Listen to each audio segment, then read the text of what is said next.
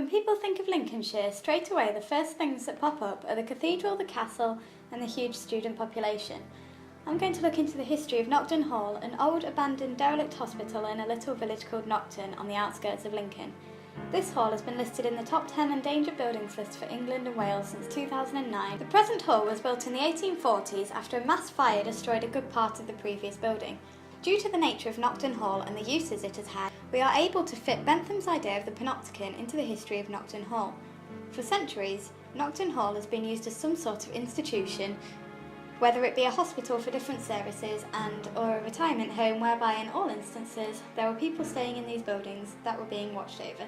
Despite Bentham's original idea of the Panopticon being based on the idea of it as a prison, the idea can still apply to how Nocton Hall has been used in the past from the monitoring within. In 1940, Nocton Hall was leased to the US Army and was formerly the United States Army's 7th General Hospital. Adding a complex of buildings to the East Hall, it became the 21st Casualty Clearing Station RAMC until they were moved to North Africa in 1943. At the end of the war, in 1945, the RAF decided that they wanted Nocton Hall to be their new general hospital within Lincolnshire.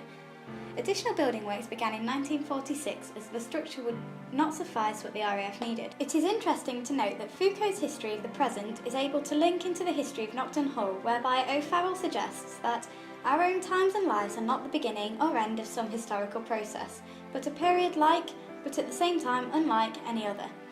This can give us insight into time-lapse and allows us to think more in depth about how Nocton has changed, and how it has gone from being viewed as an incredible and noble place to a derelict, now looked down upon place since the build of the new main hospital in Lincoln. The decision to close the RAF hospital, which had developed into a 740-bed hospital used by civilians and forces personnel, was taken on the 31st of March 1983 and was one of the country's undisputed RAF hospitals. Mr. Richardson bought Nocton Hall and all surrounding it, but he didn't buy the still occupied hospital site. The profits from selling the cottages around the hall for redevelopment left him with the capital to develop Nocton Hall as a residential home. In 1984, Nocton Hall hospital site was leased separately again to the US Armed Forces as a United States wartime contingency hospital, which then can relate back to the Panopticon, whereby we are able to see that observation of patients will have been present.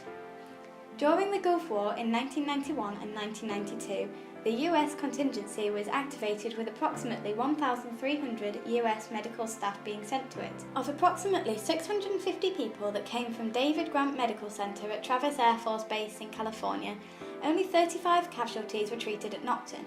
Once the grounds operations had completed and the patients and staff dispersed, only 13 American personnel remained at the site to keep the hospital serviceable.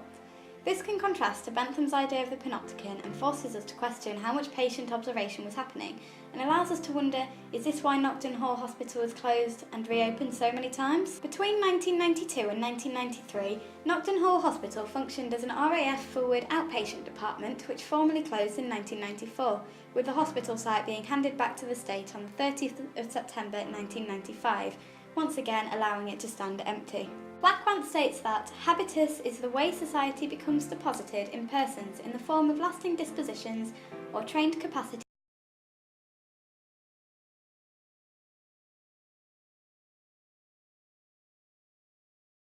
be led to believe that the habitus of Nocton Hall has been explored in many different senses due to the various uses of the place. As society outside has grown, parts of it have left behind here at Nocton Hall, parts that Lincoln don't show on visitor brochures. For example, on the few visits I have had to the hall, I have seen some remarkable things which show how the times have changed and elaborate on the changes that there have been to these grounds. The site in itself is huge, yet there are certain elements that we are able to pick apart to show us how the culture at Nocton Hall has changed.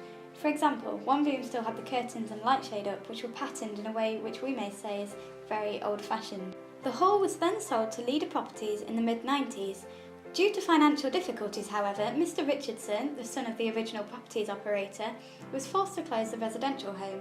Leader Properties also gained the RAF hospital site from the Military of Defence, with it having been identified for disposal by the Defence Estates.